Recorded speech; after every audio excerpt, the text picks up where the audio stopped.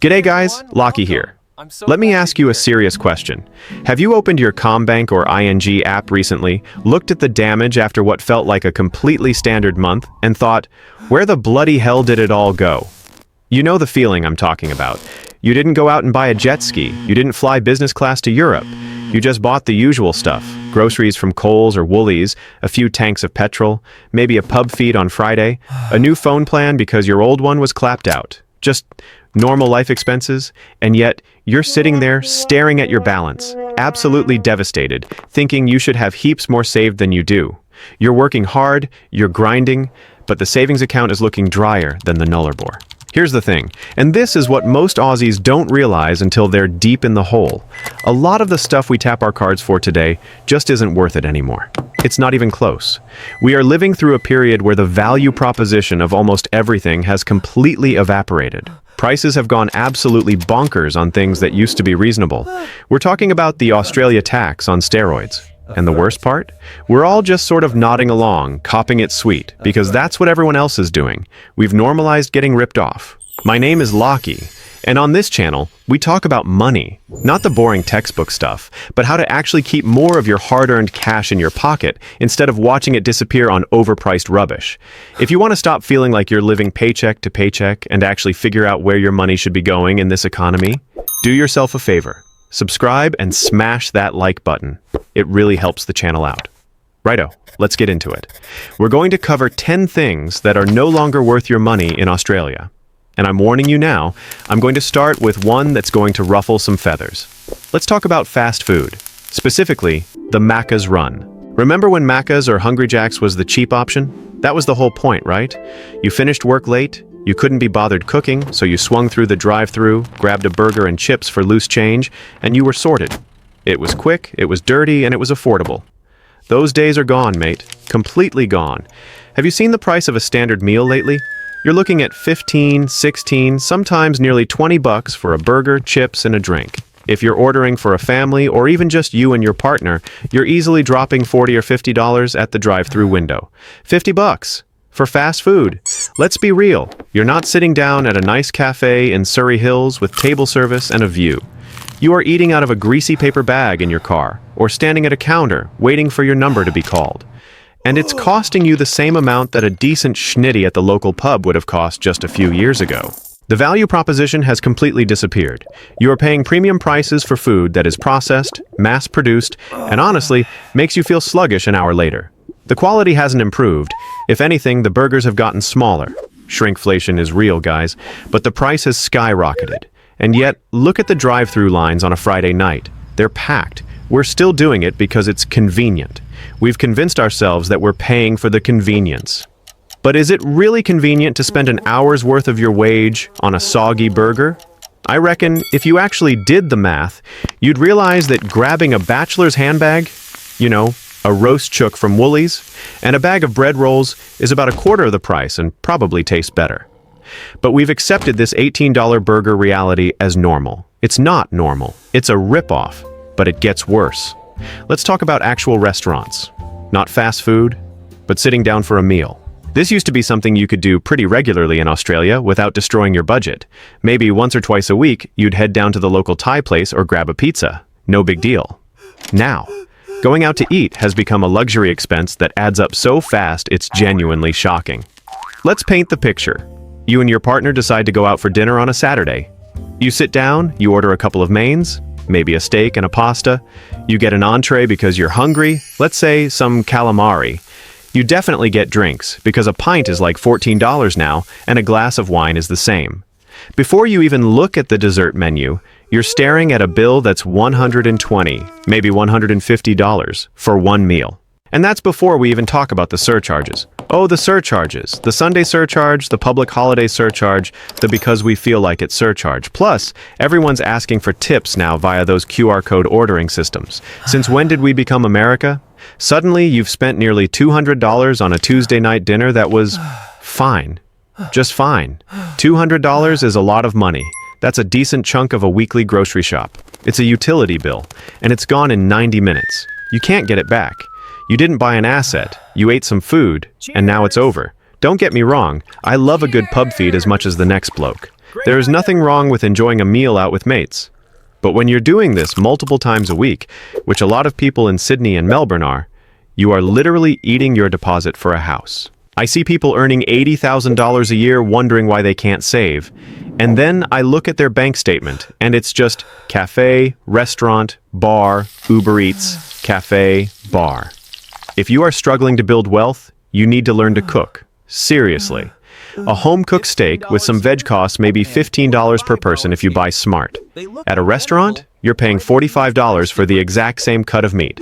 The markup is insane. All right, this next one drives me absolutely mental, specifically because us Aussies have a weird obsession with it. New cars, and not just any cars. Massive, shiny, dual-cab utes, Rangers, Hiluxes, Tritons. Buying a brand new car is, mathematically speaking, one of the worst financial decisions you can make. I'm not exaggerating. It is financial suicide for the middle class. Here's the reality.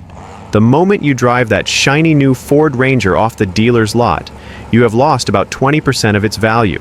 Instantly. Poof. Gone. You haven't even gotten it home to show the missus yet, and you're already down thousands of dollars. 10 grand, maybe 15 grand, just evaporated into thin air. Then it keeps depreciating. Every year, it's worth less. But meanwhile, you're probably making payments on it, right? Because almost nobody buys these $70,000 utes with cash. You've got a car loan, maybe a balloon payment at the end that's going to sting you later. So you are paying interest, probably 7% or 8% right now, on an asset that is actively losing value every single day. It's the opposite of investing. It's setting money on fire. And why do we do it? Because we want that new car smell. We want the neighbors to see a 24-plate car in the driveway. We want to look successful. It's status signaling, pure and simple. Oh, but Lachie, I need it for work. Do you, though? Or would a 4-year-old model do the exact same job for half the price? A used car that's a few years old has already taken that massive depreciation hit. The first owner paid the idiot tax for you. It's still reliable. It still gets you from A to B. The aircon still works. But instead of a $900 monthly repayment crippling your cash flow, you've got money to actually invest. Buying a new car keeps you poor. It's a middle-class trap. Unless you have a net worth of $1 million, or you can write the whole thing off on tax effectively, stay away from the dealership. Let's talk about gear, clothing. Specifically, branded luxury clothing and what the kids call drip. Look, I'm a big believer in buy once, cry once. I own a pair of R.M. Williams boots. They cost a bomb, but I've had them for 6 years and they still look brand new. That is value.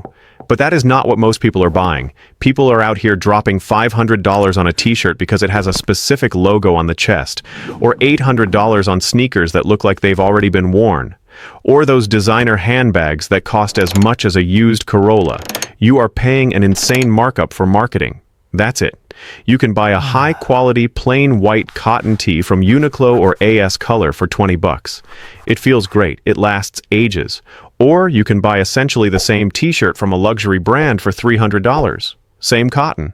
Probably stitched in a factory down the road from the other one. The only difference is the logo. And why do people pay the $300? Because they think it makes them look rich. They think it signals success. Here's a secret. Nobody actually cares. Nobody is looking at your Gucci cap and thinking, wow, that bloke must be a financial genius. They're usually thinking, I wonder how much debt he's in. Wealthy people, I mean properly wealthy people, not people pretending to be rich on Instagram, usually dress pretty simply. They don't need to be walking billboards for Balenciaga. If you're on an average wage and you're walking around in $2,000 worth of designer clothes, you've got your priorities completely backwards. You are looking rich while becoming poor. This one is a bit controversial because Aussies love to travel. It's in our DNA. We all do the gap year. We all love a trip to Bali or a Euro summer. But the price of travel right now, it's completely out of control. It used to be that you could snag a cheap flight to Bali, stay in a villa for peanuts, and live like a king. Now, flight prices are eye-watering. A return ticket to London or Rome in peak season is costing what a small car used to cost. Hotels are insane. Even the budget options are charging 5-star prices. And yet, I see everyone on my feed posting photos from the Amalfi Coast or the Greek islands. And I know for a fact that half of them can't afford it. They are putting that holiday on a credit card. They're taking out personal loans to fund a Euro summer because they feel the FOMO. They see everyone else living their best life on TikTok and think, I deserve that too. So they go. They have a great 3 weeks, they take the photos, and then they come home and spend the next 3 years paying off that trip with 20% interest. Travel is amazing. Experiences are valuable, but not if they follow you home as bad debt. There is this toxic narrative that you have to travel while you're young, or you've wasted your life. Rubbish. You know what's also valuable? Not being stressed out of your mind about money. Not having to work until you're 75 because you spent your 20s blowing all your cash on Aperol spritzes in Italy. Maybe, just for now, while prices are sky high, we look at domestic travel?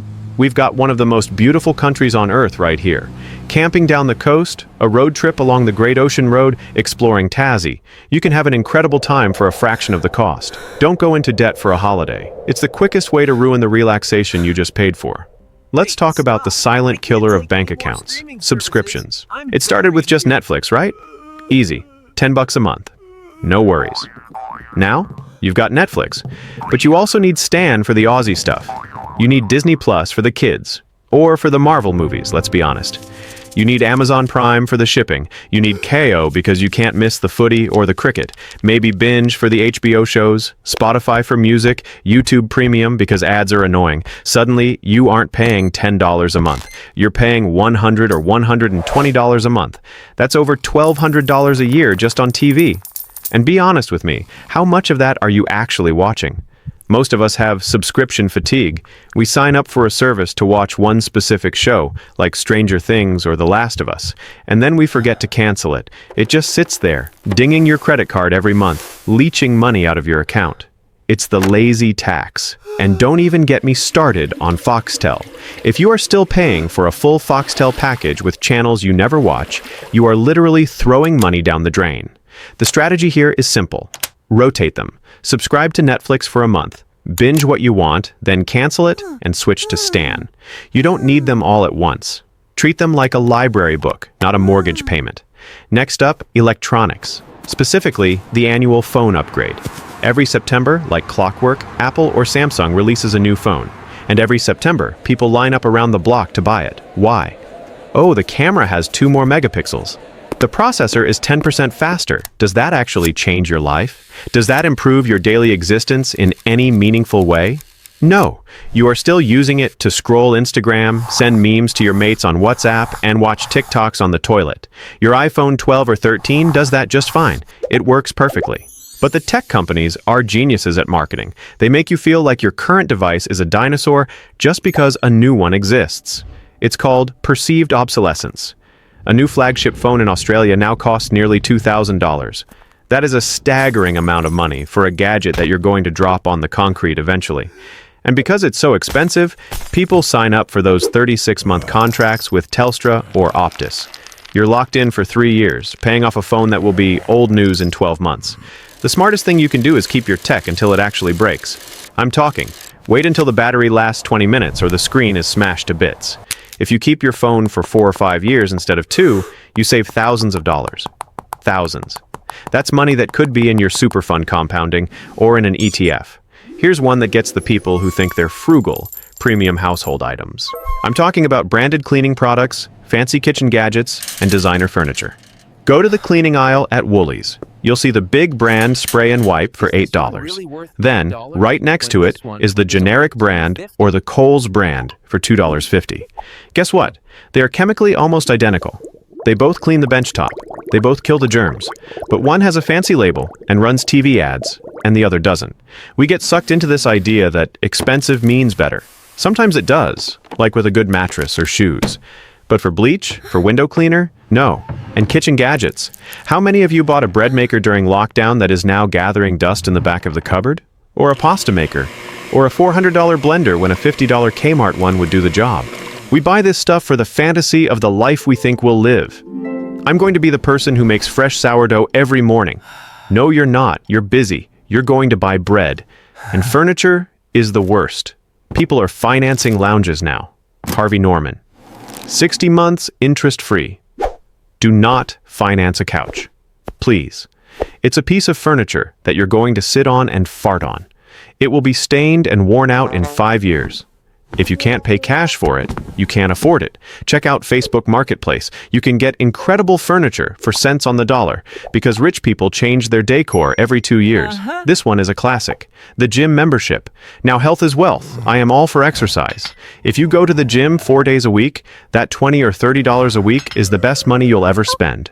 But the gym business model relies on the fact that most people don't go. They sign up in January full of new year, new me motivation. They go hard for 3 weeks. Then work gets busy, they miss a session, then 2, and by March, they haven't been for a month. But do they cancel? No. Because canceling feels like admitting defeat. It feels like saying, I'm giving up on being fit, so they keep paying. $60 a month, $80 a month, just leaving their account. It's a donation to the gym owner. If you aren't using it, cut it.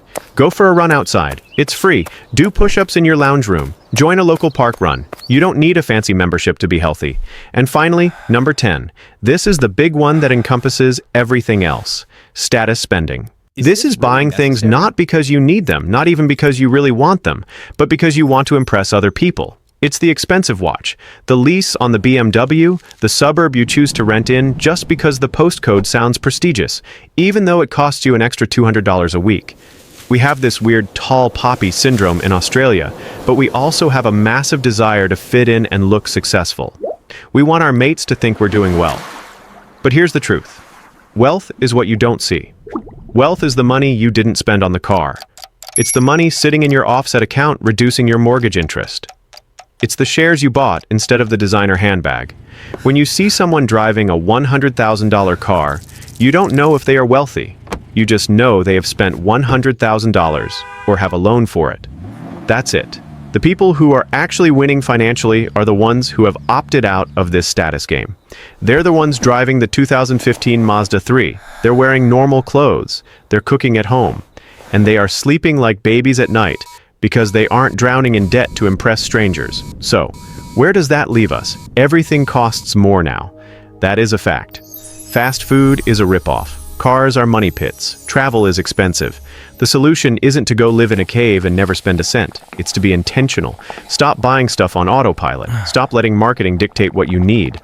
Cook a steak at home. Keep your old phone. Cancel the subscriptions you don't watch. Buy the generic bleach. And for the love of God, don't finance a couch. Focus on building real security, savings, investments, paying down your mortgage. That feeling of safety is worth way more than any brand new gadget or designer logo ever will be. You can either look wealthy or you can be wealthy. Most people can't do both. Choose wisely. If this video gave you a bit of a reality check, do me a solid. Hit the like button and subscribe. Cheers. It helps us get this message out to more Aussies who are trying to get ahead. I'm Lachie, thanks for watching, and I'll catch you in the next one. Cheers.